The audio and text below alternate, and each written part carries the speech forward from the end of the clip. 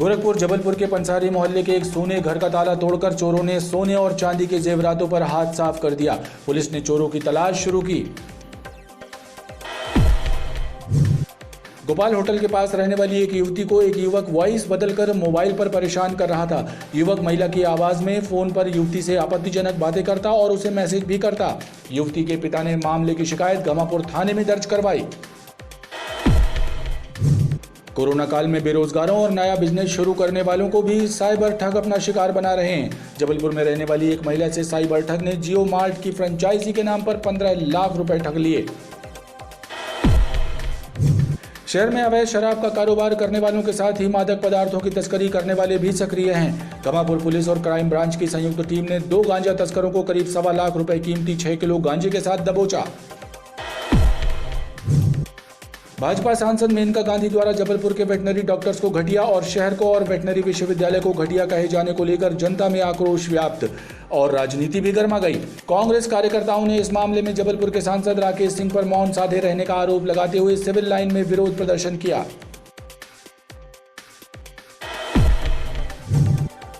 मुख्य मार्गों और मुख्य चौराहों पर मचने वाली ऑटो चालकों की धमाचौकड़ी शहर की यातायात व्यवस्था के लिए चुनौती बनी।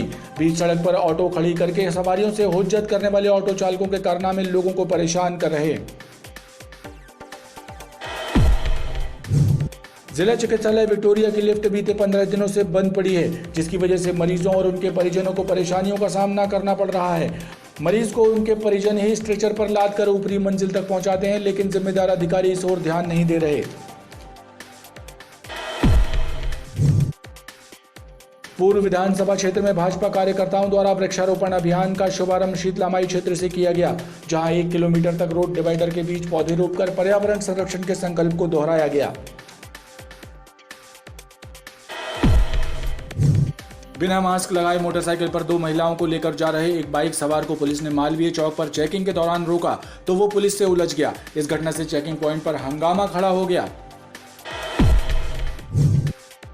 रेमडेसिविर इंजेक्शनों की कालाबाजारी के मामले की पड़ताल कर रही एसटीएफ ने जबलपुर से 2 और लोगों को गिरफ्तार किया। इस मामले का रैकेट जिला अस्पताल तक फैले होने के प्रमाण एसटीएफ के हाथ लगे। जिले में कोरोना के एक्टिव केसों की संख्या अब मात्र 9 रह गई है। रविवार को कोरोना से स्वस्थ हुए 13 व्यक्तियों को डिस्चार्ज किया गया। रविवार को जिला प्रशासन ने 3174 सैंपलों की परीक्षण रिपोर्ट जारी की, जिसमें कोरोना संक्रमित 2 नए मरीज ही सामने आए। हनुमानताल थाना क्षेत्र के कसाई मंडी में एक युवक पर लोहे की रॉड से हमला कर दिया गया। इस घटना के बाद युवक घायल हालत में हनुमानताल थाने पहुंचा, जहां उसने हमलावर के विरुद्ध शिकायत दर्ज करवाई।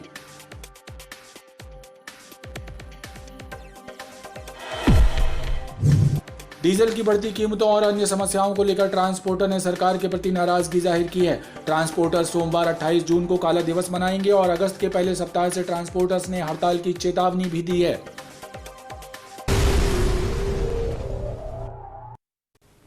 नमस्कार, बीटीवी न्यूज में स्वागत है आपका। इस बुलेटिन के साथ मैं हूं कृष्ण कुमार और आइए इस बुलेटिन की शुरुआत करें। उससे पहले नजर डालते हैं हेडलाइंस पर। प्रधानमंत्री नरेंद्र मोदी की मन की बात का नैनीताल भाजपा कार्यालय में भी हुआ प्रसारण। भाजपा नेताओं एवं कार्यकर्ताओं ने उनके द्वारा कही गई बातों पर अमल करने का लिया संकल्प। और कोरोना कर्फ्यू की पाबंदी हटने के बाद रविवार को भी खुले बाजारों में लोगों की उमड़ी भीड़।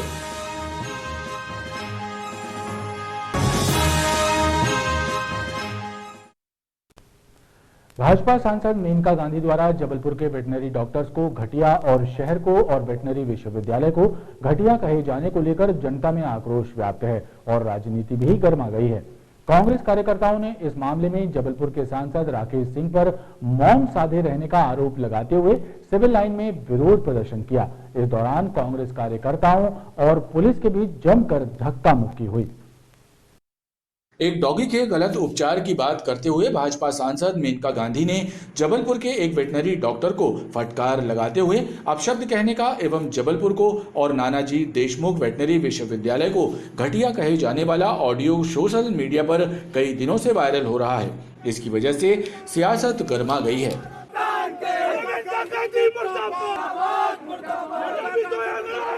इस मामले में कांग्रेस कार्यकर्ताओं ने सिविल लाइन स्थित सांसद राकेश सिंह के कार्यालय के सामने विरोध प्रदर्शन करते हुए उन पर मौन साधे रहने का आरोप लगाया। विरोध प्रदर्शन के दौरान कांग्रेस कार्यकर्ताओं और पुलिस के बीच जमकर धक्का मुक्की हुई।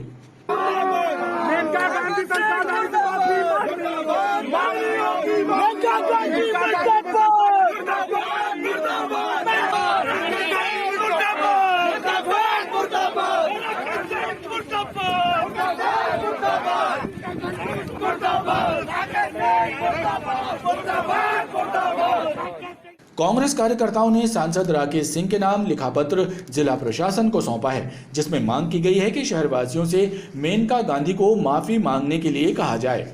जबलपुर शहर की अस्मिता की ये लड़ाई है, जबलपुर शहर के लोगों का जो अपमान हुआ है उसकी लड़ाई है। माननीय सांसद जी को हम लोग पत्र देने जा रहे हैं कि इस लड़ाई में आप जबलपुर की जनता का साथ दें, मेनका गांधी से बात करें, उनके द्वारा कहे गए शब्दों को वह वापस लें, इस शहर की जनता से माफ़ी मांगे। लेकिन आप देख रहे हैं किस तरीके से पुलिस प्रशासन यहाँ पर छावनी के तौर पर पूरा एरिया को सील करके रखा है। हमको सांसद को लेटर तक देने जाने नहीं मिल रहा है। शहर को और वेटनरी विश्वविद्यालय को घटिया कहे जाने के मामले में इसके पहले स्वयं भाजपा के विधायक जय बिश्नोई भी मेनका की खिलाफत कर चुके हैं। उनके बयान ने भी भाजपा के भीतर उथल पुथल मचा दी है। बहरहाल कांग्रेस के विरोध प्रदर्शन के चलते सिविल लाइन में देर तक हंगामा मचा रहा। लॉकडाउन के बाद अब शहर में आपराधिक वारदातों का ग्राफ तेजी से बढ़ रहा है। खासतौर पर चोरी की घटनाएं लगातार सामने आ रही हैं। कॉलोनियों बस्तियों में स्थित सूने घर चोरों के निशाने पर हैं। ऐसी ही चोरी की वारदात गोरखपुर के पंसारी मोहल्ला में घटित हुई। चोरों ने एक सोने घर का ताला तोड़कर घर में रखे सोने और चांदी के जेवरातों पर हाथ साफ कर दिया। लॉकडाउन के अनलॉक होते ही शहर में आपराधिक वारदातों का ग्राफ बढ़ रहा है। शहर के कई इलाकों में लगातार चोरी की वारदातें घटित होने लगी हैं। कॉलोनियों, बस्तियों और पॉश इलाकों में स्थित सूने घर चोरों के निशाने पर हैं। गोरखपुर के पंसारी मोहल्ले में रहने वाली श्रद्धा पांडे नामक एक महिला के सूने घर को भी चोरों ने निशाना बनाया। चोर उनके घर से लाखों रुपए कीमत के जेवरात और करीब 1.5 किलो चांदी ले उड़े। श्रद्धा पांडे अपने परिवार के साथ कुछ दिनों पहले मंडला स्थित अपने मायके गई हुई थी। उनको घर के पास रहने वाले परिवार ने चोरी होने की जानकारी दी, जिसके बाद वो घर वापस लौट कर आईं और पुलिस को घटना की सूचना दी, जिसके बाद पुलिस का अमला घटनास्थल पर पहुंचा। पुलिस अब मामले की तफ्तीश और चोरों की पतासाजी में जुट गई है। जो सामने किराएदार रहता है उसके द्वारा सूचित किया गया कि दरवाजे का कुंदा खुला हुआ है। तो उनने फ़ोन लगाया उनको दीदी को, तो फिर उनने फ़ोन लगाया जीआई को, तो उनसे पता चला। तो मायके गई हुई थी, शाम के जब मेरे को पता चला कि घर में चोरी हो गई। तो यही 8 तोला सोना था सर, 1.5 किलो चांदी थी और 10-12 हज़ार कैश था। कुछ तेल के डिब्बे चले गए हैं, कुछ जेवरात जो कोटली में रखे थे, है नहीं, वो चले गए हैं। लगभग कितने की हुई होगी? लगभग इनका कहना ये है कि 8 तोला सोना बता रहे हैं और 1.5 किलो चांदी बता रहे हैं। अभी डाक मास्टर को बुलाए हैं और फिंगरप्रिंट को आने वाले हैं। पुलिस ने चोरों का सुराग हासिल करने डॉग स्क्वाड और फिंगरप्रिंट एक्सपर्ट की भी मदद ली। इस घटना से पूरे इलाके में दहशत का माहौल है। कोरोना काल में बेरोजगारों और नया बिजनेस शुरू करने वालों को भी साइबर ठग अपना शिकार बना रहे हैं। जबलपुर में रहने वाली एक महिला से साइबर ठग ने जियो मार्ट की फ्रेंचाइजी के नाम पर 15 लाख रुपए ठग लिए। जालसाज ने नवंबर और दिसंबर माह में इस वारदात को अंजाम दिया। शुक्ला नगर इंदिरा गांधी वार्ड में रहने वाली एक महिला उद्यमी को साइबर ठगों ने 15 लाख रुपए का चूना लगा दिया। जियो मार्ट की फ्रेंचाइजी का विज्ञापन देखकर महिला जालसाजों के झांसे में आ गई और जालसाजों ने 6 नवंबर से 24 नवंबर के बीच महिला के खाते से 15 लाख रुपए निकाल लिए। इसके बाद जालसाजों ने अपने नंबर भी बंद कर लिए। महिला फरवरी माह में मुंबई के बताए हुए पते पर जब खुद पहुंची तो उन्हें ऑफिस भी बंद मिला। अब उनके द्वारा स्टेट साइबर सेल और गढ़ा थाने में ठगी की शिकायत दर्ज करवाई गई है। स्टेट साइबर सेल ने मामले की छानबीन शुरू कर दी है। पूर्व विधानसभा क्षेत्र में भाजपा कार्यकर्ताओं द्वारा वृक्षारोपण अभियान का शुभारंभ शीतलामाई क्षेत्र से किया गया, जहां 1 किलोमीटर तक रोड डिवाइडर के बीच पौधे रोपकर पर्यावरण संरक्षण के संकल्प को दोहराया गया। पूर्व विधानसभा क्षेत्र में भाजपा मुखर्जी मंडल द्वारा डॉक्टर श्यामा प्रसाद मुखर्जी की पुण्यतिथि से जयंती तक वृक्षारोपण अभियान चलाया जा रहा है। इसके तहत भाजपा कार्यकर्ता बाड़े में पौधा रोपकर जन जागरण कर रहे हैं। इसी कड़ी में शीतलामाई क्षेत्र में रोड डिवाइडर के बीच पौधे रोपकर पर्यावरण संरक्षण के संकल्प को दोहराया गया। डिवाइडर पे कनेर के और बाकी चीज़ों के ऐसे पेड़ लगाए हैं जिससे ये एरिया को सुंदरता भी मिलेगी और ऑक्सीजन लेवल भी बढ़ेगा। आज की डेट में ऑक्सीजन की समस्या को लेके हम पूरे 6 वार्ड में, हमारे मंडल में 6 वार्ड आते हैं, हम उन सभी वार्डों में वृक्ष लगाने का काम कर रहे हैं। बूथ बूथ जैसे पानी पड़ेगा और पौधे अगर हम सुरक्षा से देखेंगे, अगर उसको हम रोज पानी डालेंगे और उसको गार्ड पर वो लग जाएगा तो पौधा अच्छा बढ़ेगा। यहाँ पे तो हमारे कार्यकर्ता और लवंडे जी का ये जिम्मा है कि यहाँ पे उसको पौधे को देखें और पौधा बढ़े, अच्छा रहे। पौधा लगाने से जो आयु होती है, उसकी हवा जो होती है उसको इंसान को मिलती है। इस दौरान क्षेत्रवासी भी मौजूद रहे। भाजपा कार्यकर्ताओं का कहना है कि पूर्व विधानसभा क्षेत्र के सभी वार्डों में एक साथ अभियान चलेगा।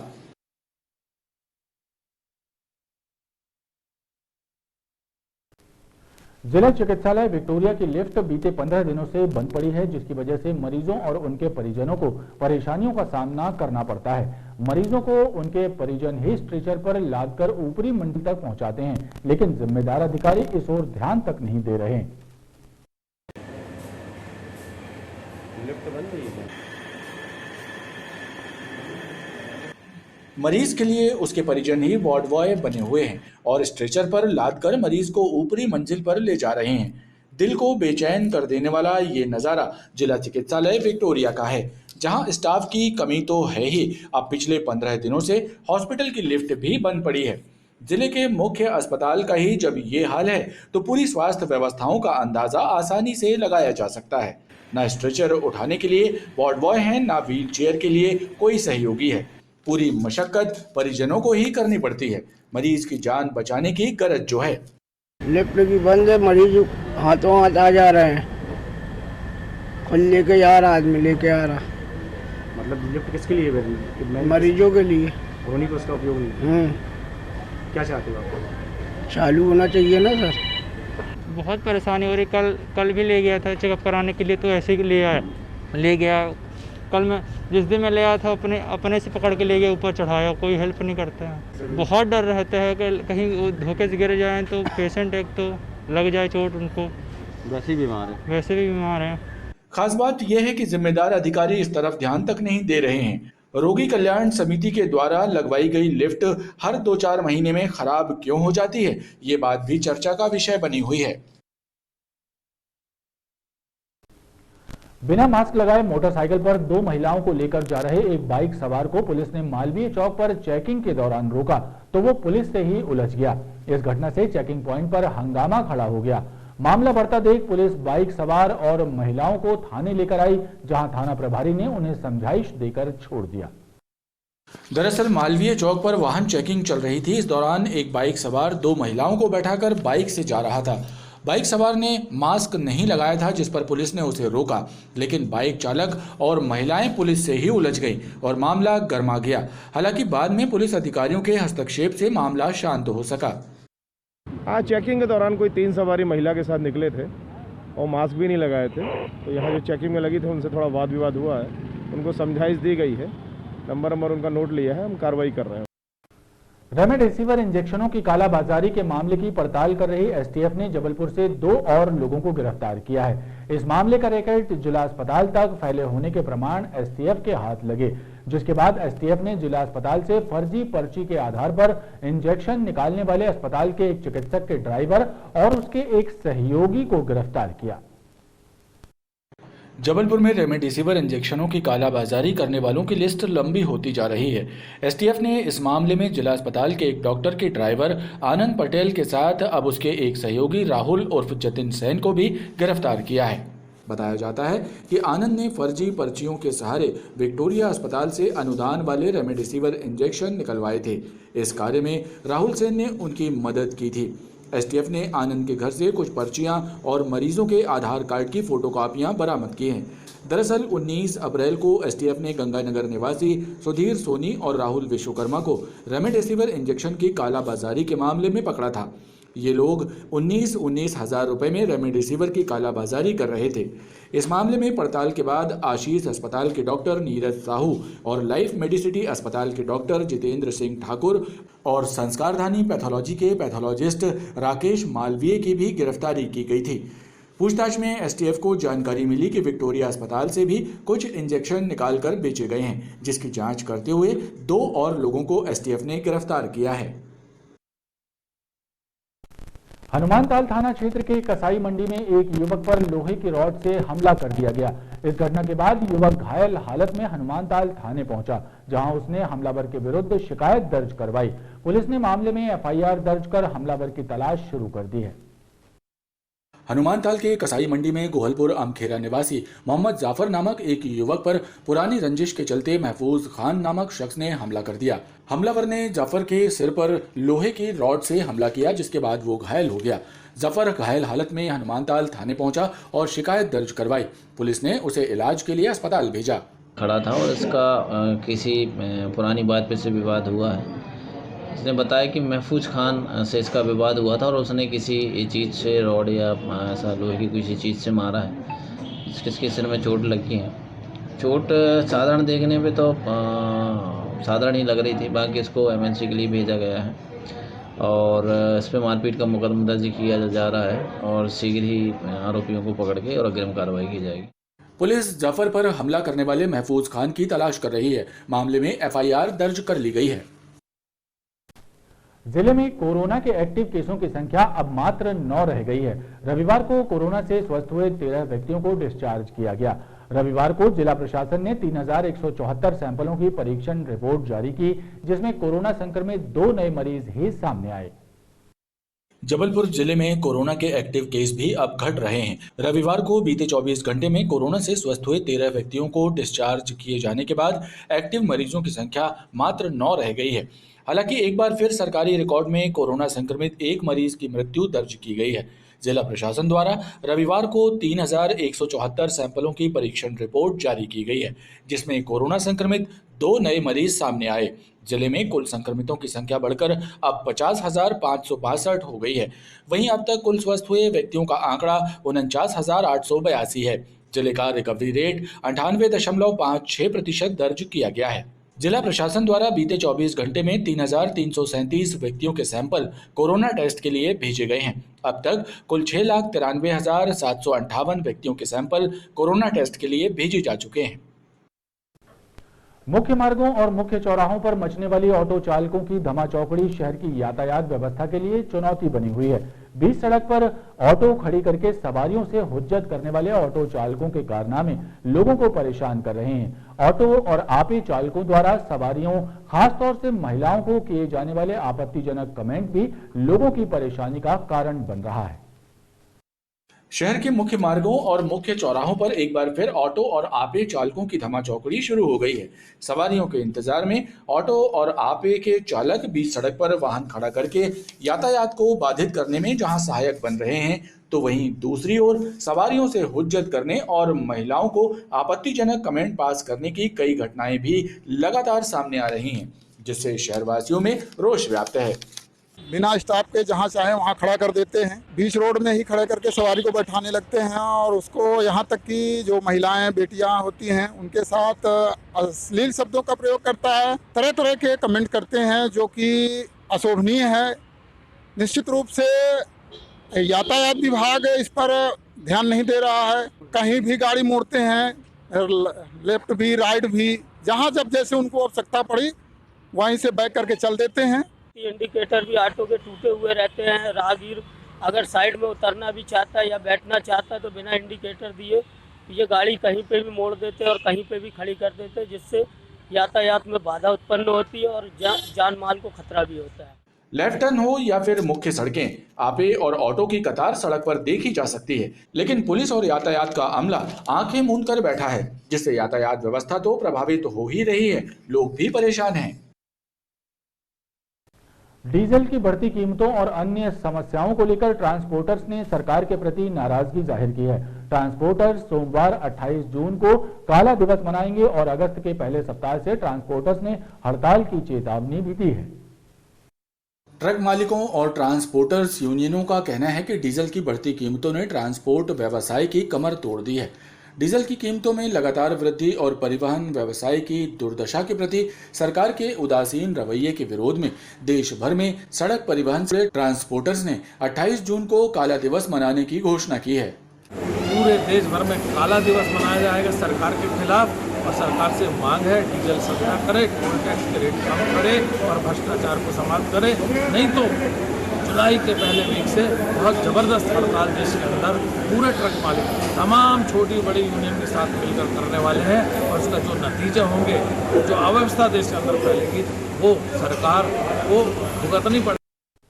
भोपाल होटल के पास रहने वाली एक युवती को एक युवक वॉइस बदलकर मोबाइल पर परेशान कर रहा था।